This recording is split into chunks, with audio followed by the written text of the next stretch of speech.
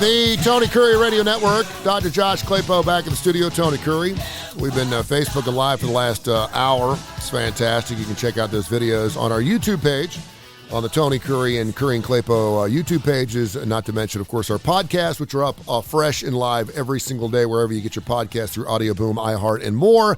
Check it out. Now exclusively on the Tony Kurre Radio Network, our good friend Mark Ingram, who, of course, is the UAB athletic director. Huge ball game, and the first ball game at Protective Life Stadium this weekend against Hugh Freeze's Liberty football team. It is Mark Ingram. He joined us right now on Kurre and Klapow. Mark, good morning to you, brother. How are you? Hey, fellas, good morning. Yeah, maybe you heard we got a big event this weekend. Man, first Really? of all, yeah, you do. And by the way, and we'll talk about the Tulane game briefly. Nice victory this past weekend. You go in there as an underdog. Tulane back home. We know what they did against Oklahoma earlier in the season. This was a good football team, and you guys got out of the box quick.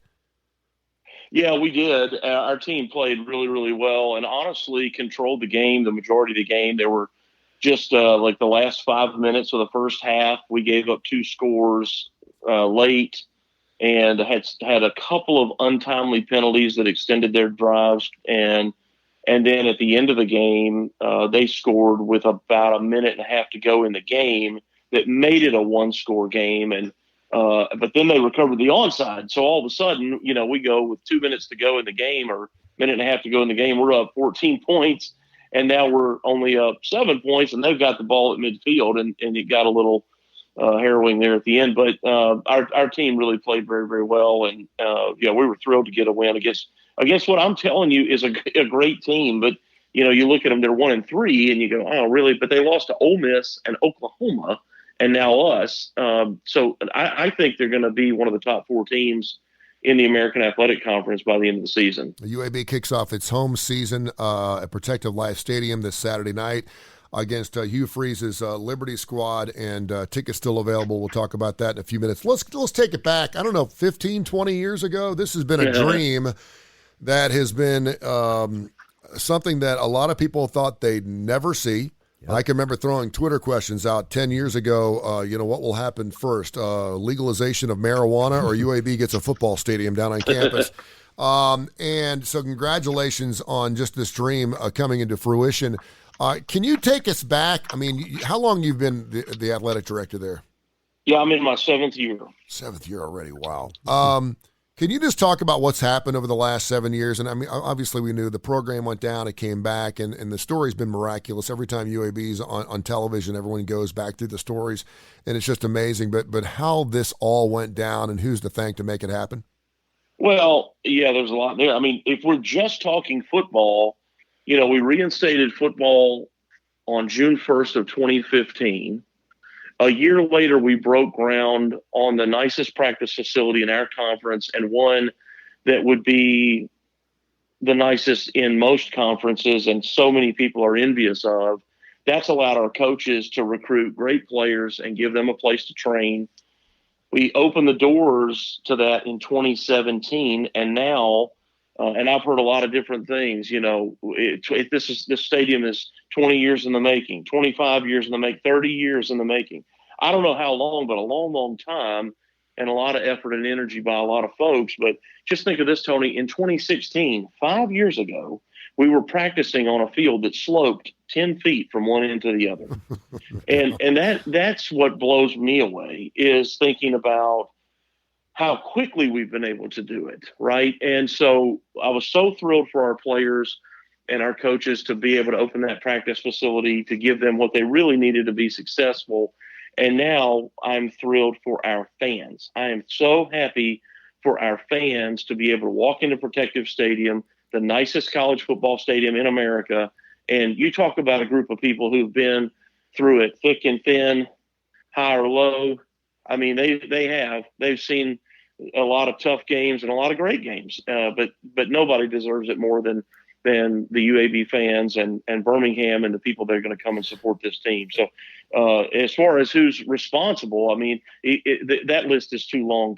We don't have enough time on your show, but the city of Birmingham, the BJCC, Jefferson County, our corporate community stepped up big time. and just in terms of individuals, it's literally thousands of people. I think this is really, really interesting because when I got to town in 1988, and I can even remember during the early 90s, even when Alabama won a championship in 92, we used to always talk about the fans at Bryant-Denny were hand sitters. I mean, you go to a football game, and we talked about Penn State and the whiteout, how Penn State used to be one of the quietest stadiums in the Big Ten, in one of the largest stadiums, somehow to get their fan bases involved into the games to make it more of a home field advantage. You went through a culture at UAB. Obviously, you didn't have a lot of fans in the stadium, in the seats on games and Saturdays. And it's real easy as a business because, I love having you on because you speak more as a business more than the athletic aspect of it. You could throw a lot of money at something. And just say, okay, if we have better facilities, we have better this and better that, it's going to be a more successful product.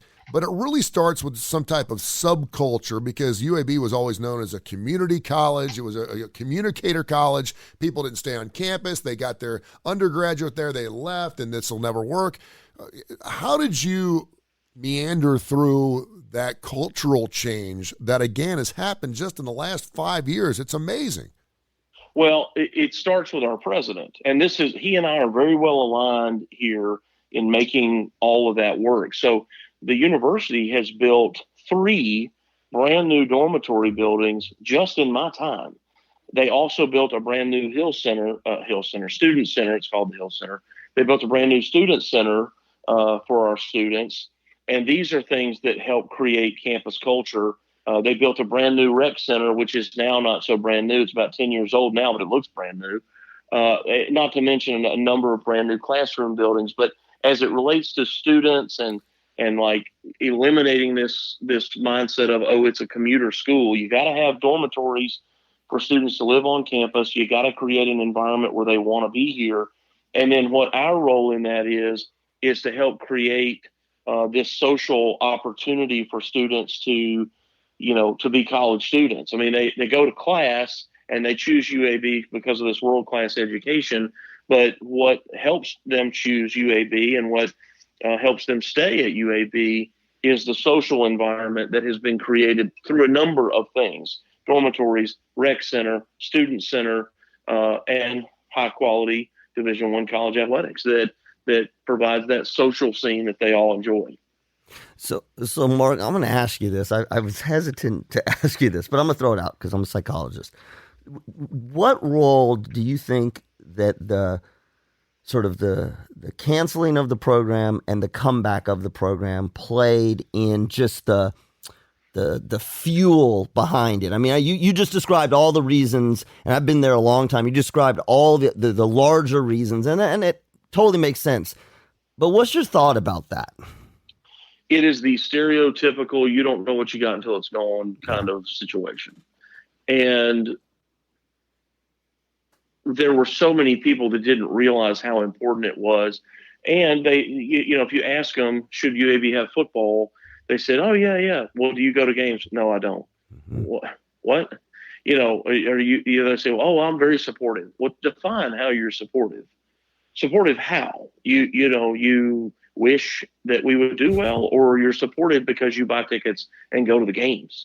That's supportive. That's the kind of support that we needed. Having people that just, imagined that they hoped we would do well, that's not really support. So when football was eliminated, we were able to reinstate it because so many people stepped up and said, look, I'm willing to write a check to make this happen. Well, that was the kind of thing that we needed. If that hadn't happened, we wouldn't have football because the community as a group, whether it's our campus community or Birmingham, whomever, alumni would have said, we tried it. We gave it a good go for, 25 years. It probably is time to just put it on the shelf and just say, well, it was a good effort and go about our business. But that's not what happened. And so there were all these people who had really not been involved before, saw the value not just of UAB as a university, but the role that athletics plays in supporting it and growing the enrollment. And so there were a lot of people, and I mean 90% of our donors, we've raised well over $100 million in the last 6.5 years. And 90% of that money is from people that went to school somewhere else.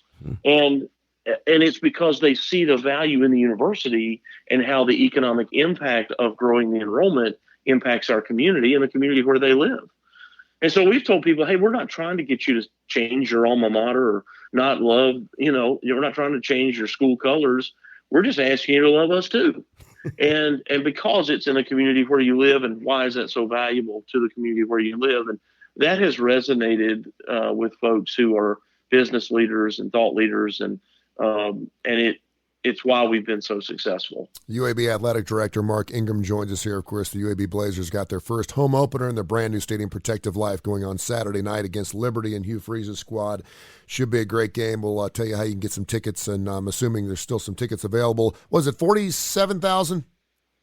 There's just over 41,000 seats. 41,000. Okay, 41,000. Yeah, but the capacity, with staff and so forth, is more than that. But because anymore, years and years, Tony, people would calculate their attendance, and one school would say, well, here's how many people are sitting in the stands, and then another school would say, well, here's how many people are actually in the building, and they're counting concessions workers and ticket takers and ushers and all that, and so it's hard to get a consistent number.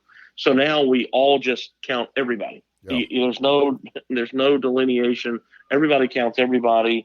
And so, the attendance number is everybody that's there. Every heartbeat that's inside the gate counts. And so we'll see what the attendance is, but we're expecting a really big crowd on Saturday. It would be, and I can't wait to get down there with my boy. We're going to be down there, and we're going to support UAB Blazers. We're looking forward to it. It'd be really easy as an athletic director to rest on your laurels at this point, because you got your stadium, you got yourself a program that's won 2 of the last 3 championships.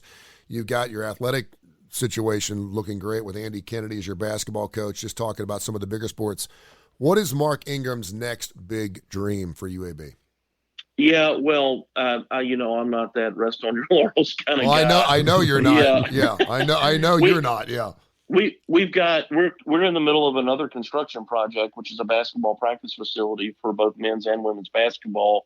That is under construction on campus right now, and is vitally important to the success of those 2 programs.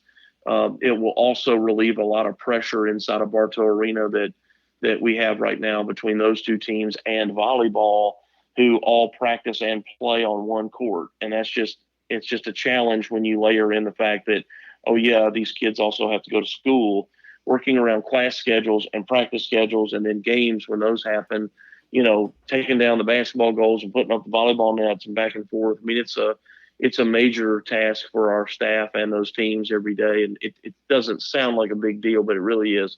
So that'll be good there as well. And that should open. We should open that up in about April this coming spring. So I'm excited about that. We've got to do some renovation work to Bartow Arena. It's a great place to watch a basketball game, but it does need some help, particularly around the concourse areas, really thinking about the fan amenities around the concourse, concessions, restrooms, that kind of thing. And just how it presents, as you walk in the door. We've got a phenomenal coach and a phenomenal team. 2 phenomenal coaches and 2 phenomenal teams. But when we welcome you in, we're not creating the wow environment that we need to, and makes people say, man, this is a nice place. And because it is, but it doesn't show the way it ought to. So I want to be a good steward to this building, and a building that has the Bartow name on it. I think it's important that we take good care of it. So we'd like to spend a few million upgrading Bartow Arena, and then we also have got to fix baseball. Our baseball facilities are substandard, and we just can't live like that anymore. We've got to correct that. And so we hired a brand new coach in Casey Dunn, who's a tremendous person and a tremendous coach from right here in Birmingham. And we have a great opportunity there as well. So we're going to work hand in hand with him to make some corrections there. And we had already had some design plans and had already started raising money prior to his hire, but we've got to finish that off for our baseball program. All right, Mark, do you have one more? No, I was just going to say so. And Mark, does it all build on each other? I mean, I just keep thinking, we're talking about a football program in a football stadium, and now you've gone all the way down to baseball and volleyball, and you could throw in beach volleyball and tennis, et cetera. I mean I got to fix tennis. I mean, we've got 2 tennis teams, but we only have 4 tennis courts, and you got to have 6 tennis courts to have a tennis match. We got 2 teams, and we used to have like 20 tennis courts where the softball stadium now sits. But I don't know how many years prior to my arrival, they put the softball field, which is a beautiful field, and I'm thrilled for our softball team. But it's right on top of where we used to have 20 courts. Well, now we can't hold an on-campus tennis match. So that's another, area that we've got to correct too. All right, tell everyone how they can get tickets, how many tickets are available for Saturday night, and how can people get tickets to support and give us a good old home field advantage for the UAB Blizzards against Liberty this Saturday night. Yeah, well, you can go to our website, uabsports.com. You can call our ticket office. You can order the tickets online through our website. There are still tickets available. The biggest thing, Tony, that I want to try to help our fans understand is this is going to be a big event. It's in a brand new stadium, but not just the stadium. The bridges and overpasses and the ramps that lead into that stadium are also brand new. But most of the parking lots are not brand new, but we have not used them for this purpose before, and not with this many people all at once on the same day. There's going to be traffic. Guess what? That's good. Traffic is good. It really is. I mean, when you go to Tuscaloosa and Auburn, there's traffic going into those stadiums because there's people there. There's excitement. There's a lot of interest in the game. That's going to be true this weekend as well. And we have to go early so that we're not frustrated. If you think you're going to pull up an hour before kickoff and, park next to the locker room and just walk in, that is not the case. And the environment down around Protective Stadium is really a lot more like a college campus. If you go to a traditional college campus to a game, you're parking at the library, and I'm parked at the business school, and Josh parked over at the at the rec center garage, and we meander ourselves through campus and we get to the game. That's similar to this, right? There's several parking lots around the stadium, and it's just not a campus, it's downtown. Yeah. And so it's a similar makeup, but we're going to have to give ourselves some grace and recognize it'll take time to get our routine. But if you buy your parking in advance, which you can also do when you're ordering your tickets, you can get even a single game parking pass, so you know where you're going, and we give you the directions from your house as to how to get there. And we've partnered with Waze so that you can use the best route to those parking lots, so that you can get yourself to those parking areas more efficiently without driving and circling the stadium 10 times, just being frustrated by the whole scene. Awesome stuff, Mark. That's Best of great, luck to you. Mark. We'll see you this Saturday night. Looking forward to it, and thanks for the time as always. We'll catch up soon, okay? Hey, Tony. Yes, sir. We got to go Twisted Sister, I Want to Rock. All right, you got it. I'll play it on a 2 for Tuesday. You got it. It's coming up in a few minutes, man. Thank you, brother. Appreciate you. All right, guys. Thank you very much. There is Mark Ingram joins us right here, the UAB Athletic Director. Big ball game going on Saturday night.